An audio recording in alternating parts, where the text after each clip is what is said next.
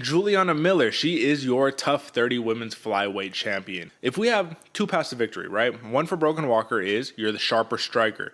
Stay at distance, pick her apart, don't let her get in and get these takedowns, don't let her bum rush you with that crazy little flinging jab she throws in there, right? If you're Juliana Miller, bum rush her, grab her, put her on the floor, and do exactly what you did to her in this fight. However, Brogan Walker says, how about I give you your path to victory and I just go and clinch you up so that you can reverse the clinch and then trip me and then mount me, and then almost submit me in the second round and finish me in the third round.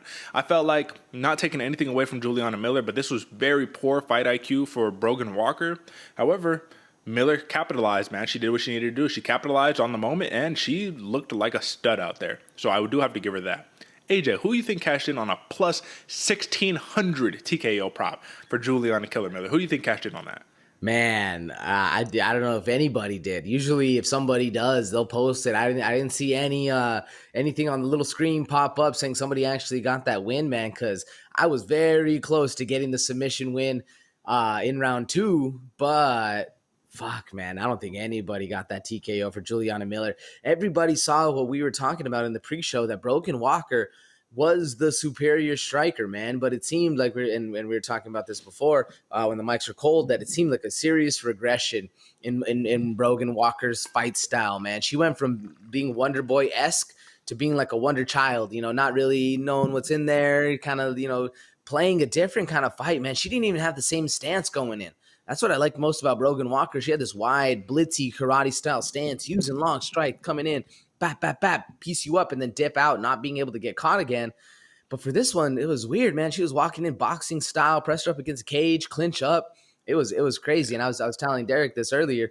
Michael Bisping was saying that Brogan Walker was the better all-around fighter, better grappler, better striker, better this. I was like, what is this dude? Like, Brogan Walker had a lot of hype behind her.